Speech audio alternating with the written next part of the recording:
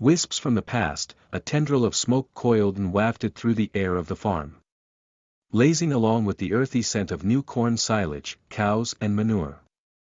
The movement of the cows through the milking parlor shifted the pong into her working air space. Abby startled when she got a whiff. She gave herself a shake as she continued to prep cow udders and attach milking machines. The rote work provided a chance for her to figure out why the smell bothered her beyond all of the other smells on the farm. As the final cows in the group finished milking, the milking units retracted and Abby applied post-milking disinfecting teat dip. She walked the cows down the exit alley and back out to their area of the large freestall barn. As she rounded up the next group, she noticed the smell of smoke was stronger in the upper barn. Halfway down the concrete walkway, pushing the new group to the holding area so she could finish the night milking, it finally clicked. The fire, she thought. And immediately her eyes filled with tears. Back in the parlor, she apologized to the cows and turned on one of the ventilation fans despite the 40-degree evening. While she waited for the first set of cows to milk, she visited the animal health closet for a bottle of isopropyl alcohol. She dribbled some on a pad of paper towels, then used the locking forceps to attach it to the neck of her work shirt. That smells better, she thought. Her brain focused on the acrid tang of the alcohol as the air flowed through her nasal passages.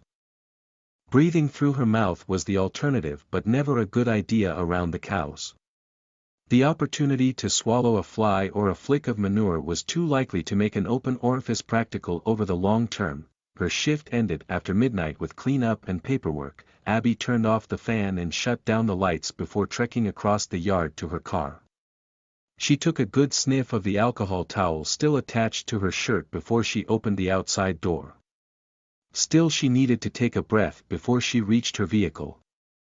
The heavy smoldering smell sank into her brain like a spike driven into the center of a tree.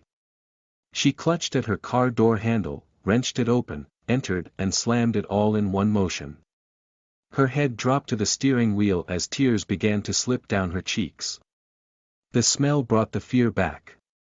The helplessness of a young girl confronting an impossible crisis. Collecting herself, she drove home. After food and a shower, she eased into bed next to her sleeping husband. Kevin.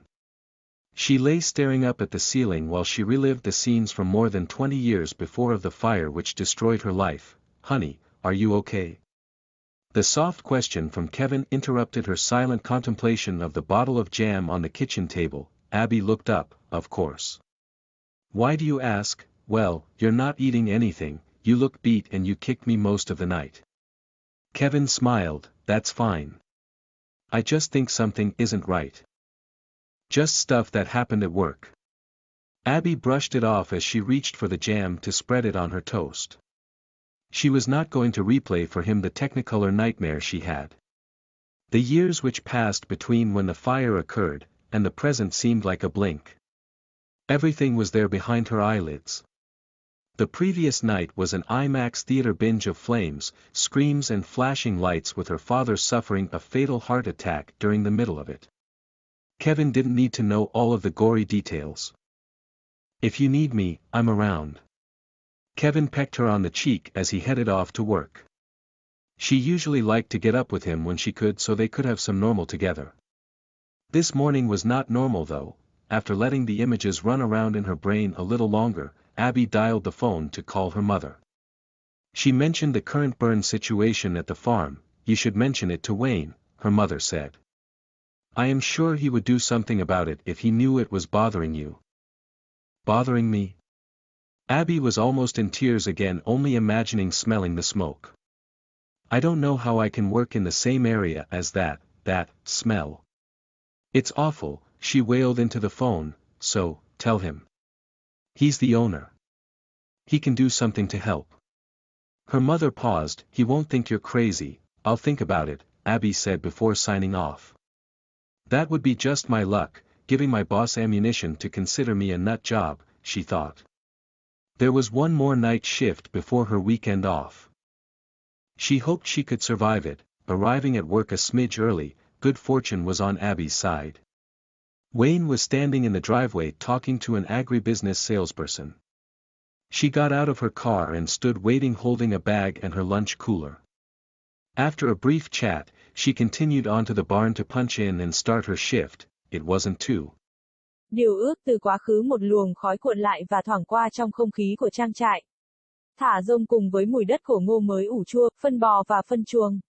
Sự di chuyển của những con bò qua phòng vắt sữa đã chuyển chiếc vong vào không gian làm việc của cô ấy. FB giật mình khi nhận được một tiếng huýt sáo. Cô tự lắc khi tiếp tục chuẩn bị bầu vú bò và gắn máy vắt sữa. Công việc học thuộc lòng đã tạo cơ hội cho cô tìm ra lý do tại sao mùi làm phiền cô ngoài tất cả các mùi khác trong trang trại. Khi những con bò cuối cùng trong nhóm vắt sữa xong, bộ phận vắt sữa sẽ rút lại và FB áp dụng phương pháp nhúng núm vú để khử trùng sau vắt sữa. Cô dắt đàn bò đi theo lối ra và quay trở lại khu vực chuồng trại rộng lớn, rộng rãi. Khi đi vòng qua nhóm tiếp theo, cô nhận thấy mùi khói bốc lên nồng nặc hơn ở nhà kho phía trên. Xuống được nửa lối đi bê tông, đẩy tổ mới đến khu vực tổ chức để cô vắt sữa đêm xong, cuối cùng nó cũng nhấp nhổm. Ngọn lửa, cô nghĩ và ngay lập tức đôi mắt cô ẩn ực nước. Trở lại phòng khách, cô ấy xin lỗi lũ bò và bật một trong những chiếc quạt thông gió mặc dù buổi tối đã 40 độ. Trong khi chờ đợi những con bò sữa đầu tiên được vắt sữa, cô đã ghé thăm tủ thú y để lấy một chai rượu isopropyl. Cô ấy nhỏ một ít vào một miếng khăn giấy, sau đó dùng kẹp khóa để gắn nó vào cổ áo sơ mi công sở của mình. Nó có mùi tốt hơn, cô nghĩ. Bộ não của cô ấy tập trung vào mùi rượu chát khi không khí chảy qua đường mũi của cô ấy. Thở bằng miệng là một lựa chọn thay thế nhưng không bao giờ là một ý tưởng hay đối với những con bò. Cơ hội để nuốt một con ruồi hoặc một búng phân có khả năng khiến một lỗ thoát nước mở trở nên thực tế trong thời gian dài. Ca làm việc của cô ấy kết thúc sau nửa đêm với công việc dọn dẹp và làm giấy tờ. FB tắt quạt và tắt đèn trước khi đi bộ qua sân đến xe của cô ấy. Cô ngửi kỹ chiếc khăn tẩm cồn vẫn còn dính trên áo trước khi mở cửa ra ngoài. Tuy nhiên, cô vẫn cần hít một hơi trước khi đến được phương tiện của mình. Cái mùi âm ỉ nặng nề xộc vào não cô như một mũi nhọn đâm vào giữa thân cây. Cô nắm chặt tay nắm cửa xe, vặn mở, bước vào và đóng sầm tất cả trong một chuyển động. Đầu cô gục xuống vô lăng khi nước mắt bắt đầu lăn dài trên má. Mùi hôi mang lại sự sợ hãi, sự bất lực của một cô gái trẻ khi đối đầu với khủng hoảng tưởng như không thể. Thu dọn bản thân, cô lái xe về nhà. Sau khi ăn và tắm xong, cô nằm xuống giường bên cạnh người chồng đang say ngủ của mình, Kevin. Cô nằm nhìn chằm chằm lên trần nhà trong khi cô hồi tưởng lại những cảnh từ hơn 20 năm trước khi trận hỏa hoạn thiêu rụi cuộc đời cô. Em yêu, em ổn chứ? Câu hỏi nhẹ nhàng của Kevin làm gián đoạn sự trầm ngâm trong im lặng của cô về lọ mứt trên bàn bếp. FB nhìn lên, tất nhiên. Tại sao bạn hỏi? Chà, bạn không ăn gì cả, trông bạn bị đánh bại và bạn đã đá tôi gần như cả đêm. Kevin mỉm cười, không sao đâu. Tôi chỉ nghĩ rằng có điều gì đó không ổn, chỉ là những thứ đã xảy ra tại nơi làm việc. FB gạt nó ra khi cô với tay lấy mứt để phết lên bánh mì nướng. Cô sẽ không diễn lại cho anh ta cơn ác mộng về màu sắc mà cô đã có. Nhiều năm trôi qua giữa khi vụ cháy xảy ra, và hiện tại dường như chỉ trong nháy mắt. Mọi thứ đều ở đó sau mí mắt của cô. Đêm trước đó là một rạp chiếu IMAX tràn ngập lửa, tiếng la hét và ánh đèn nhấp nháy với cảnh cha cô bị một cơn đau tim gây tử vong giữa chừng. Kevin không cần biết tất cả các chi tiết đẫm máu. Nếu bạn cần tôi sẽ có mặt. Kevin vỗ vào má cô khi anh chuẩn bị đi làm. Cô thường thích đứng dậy với anh khi cô có thể để họ có thể có một chút bình thường với nhau. Buổi sáng hôm nay không bình thường. Sau khi để những hình ảnh quay lại trong não mình lâu hơn một chút, FB bấm điện thoại gọi cho mẹ. Cô ấy đề cập đến tình trạng bỏng hiện tại ở trang trại. Con nên đề cập đến chuyện đó với Wayne, mẹ cô nói. Tôi chắc chắn rằng anh ấy sẽ làm điều gì đó về nó nếu anh ấy biết nó đang làm phiền bạn. Làm phiền tôi, FB lại gần như rơi nước mắt khi chỉ tưởng tượng được mùi khói. Tôi không biết làm thế nào tôi có thể làm việc trong cùng một khu vực với mùi đó. Thật là khủng khiếp, cô nói vào điện thoại. Vì vậy, hãy nói với anh ấy là chủ sở hữu. Anh ấy có thể làm gì đó để giúp đỡ. Mẹ cô ấy dừng lại, anh ấy sẽ không nghĩ rằng bạn bị điên. Tôi sẽ suy nghĩ về điều đó, FB nói trước khi ký.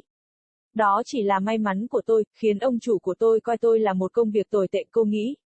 Còn một ca trực đêm nữa trước khi cô ấy nghỉ cuối tuần. Cô hy vọng mình có thể sống sót qua nó.